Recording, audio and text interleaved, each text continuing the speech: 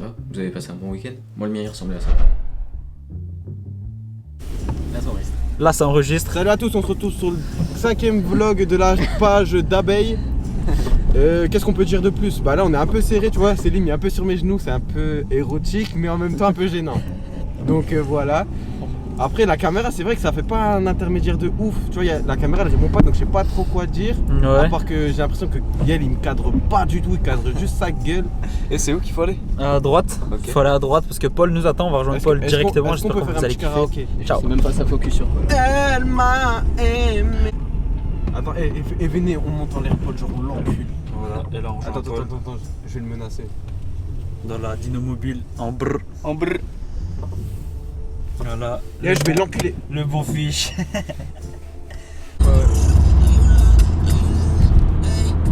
Ah, c'est fort.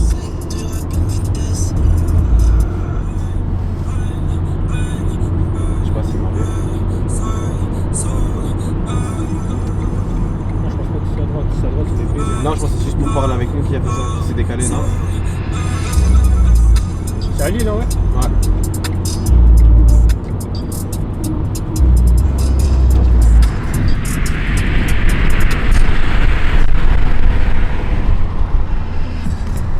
C'est à qui point avec Ouais. Un week-end reposant du coup, on va dire. Là je suis en train d'essayer un truc. Aujourd'hui j'avais envie de vous parler d'un truc, c'est les micros. Alors pourquoi est-ce que je me trimballe 50 milliards de micros à chaque fois que je pars en tournage et à quoi ils me servent? Pourquoi est-ce que j'ai autant de micros? Est-ce qu'il y a vraiment une utilité à en avoir autant? Et bah vous allez voir que oui. Mais avant ça, jingle.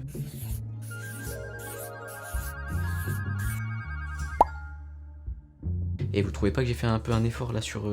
C'est beau en vrai, genre l'image elle est un peu quali, non? Tant pis. Là je sais pas quel micro vous entendez. Actuellement j'enregistre avec 1, 2, 3, 4, 5, potentiellement 5 micros. Alors il y a une caméra là-bas, c'est une action cam pour que vous puissiez un peu situer la situation.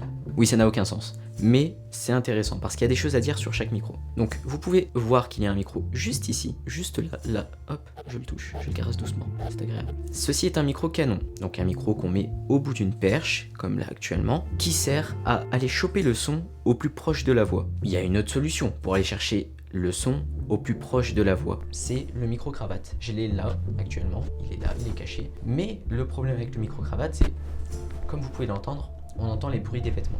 Il y a autre chose avec les micro-cravates, c'est que si on le donne par exemple à un comédien, à une personne qu'on interviewe ou quoi que ce soit, c'est cette personne qui en est responsable. Donc cette personne risque d'endommager le câble, le couper, de frotter justement comme là actuellement avec les vêtements. Là, je le fais même pas exprès. Vraiment, je le porte juste. C'est là qu'il y a un avantage avec la perche, quand on peut, évidemment, il y a des situations où on ne peut pas, en plan très large, on ne peut pas percher parce que simplement c'est pas possible. C'est dans ces cas-là que justement les micros cravates et tout ça sont importants. L'avantage des micros canons comme ça, c'est que on a une plus grande amplitude dans la voix. Ça permet de dégager plus de... Comment je peux vous expliquer? Plus d'ondes, on va dire. Par exemple, ça va un peu plus choper dans les graves, dans les aigus et tout ça. Là, actuellement, j'ai un autre micro-canon qui est un tout petit canon qui a beaucoup d'électronique à l'intérieur et qui est posté sur la caméra. Donc, il est plus loin de moi, il est à 1 mètre, même pas, et vous pouvez entendre la différence de qualité. Bon, on est bien d'accord. Là, sur la caméra, on a un micro à 45 €, là, on a un micro à 150 €, mais 150, un peu plus. Est-ce que t'es peut-être un peu plus cher, toi? Mais dans les environs de 150 €. Il y a à chaque fois des avantages. Celui qui est sur la caméra par exemple, j'ai juste à le brancher sur la caméra. Il n'y a pas besoin de se prendre la tête avec des trucs, des machins. Alors que le micro là, je dois l'enregistrer sur un enregistreur externe. Pourquoi? Parce que c'est un micro qui a besoin d'être alimenté, électriquement parlant. Et pour l'alimenter, il faut donc une alimentation. C'est ce que fournit cet enregistreur, qui est un Zoom H5. J'ai un autre micro là, je vous explique juste après à quoi il sert. Donc, l'enregistreur externe va permettre d'alimenter le micro qui est là, et en plus d'avoir des meilleurs préamplis. Alors là, c'est un truc un peu complexe, mais les préamplis, c'est ce qui va permettre d'avoir plus ou moins du bruit de fond. C'est le... quand on écoute avec des préamplis de merde. Il existe différents types d'enregistreurs, mais ça, je le garde pour une autre vidéo, pas besoin d'apprendre ça maintenant. J'ai un autre type de micro. Alors juste là, vous m'entendez justement avec le son de ce micro main, qui est un Shure SM58. C'est un micro de chant. C'est-à-dire par exemple, en concert, c'est ce type de micro qu'on va utiliser. Pourquoi est-ce qu'on utilise ce type de micro? Je vais vous montrer juste tout de suite. Là, j'ai mis de la musique à côté. Et normalement, vous devriez toujours m'entendre correctement. Forcément, c'est moins bien que si on était dans une pièce calme, mais vous m'entendez correctement. Alors que si je mets le son de la caméra, par exemple, là, le son est totalement dégueulasse, inaudible, vous ne m'entendez presque pas, je pense. Bon, là, comme par hasard, la musique elle est plus calme, mais vas-y, réactive-toi. Envoie du peps. Allez, vas-y, je crois en toi. Allez, allez. Donc là, actuellement, vous m'entendez avec le son de ce micro qui est absolument dégueulasse. Et on va refaire un test, juste là, je vais repasser sur le micro canon. Et normalement, là, c'est à peu près pareil. On entend pas hyper bien ma voix parce qu'il y a quand même beaucoup de bruit de fond, même si normalement, c'est censé choper ce qui est juste devant.